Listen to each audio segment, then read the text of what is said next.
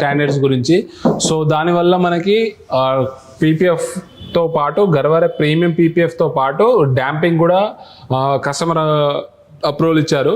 So ఇప్పుడు మనం 4 doors dicky bonnet damping, ఇంకా window films, Garware article window films, ఇంకా గర్వారే ప్రీమియం ప్రోడక్ట్ అయితే మనం వెహికల్లో ఇన్స్టాల్ చేయబోతున్నాము.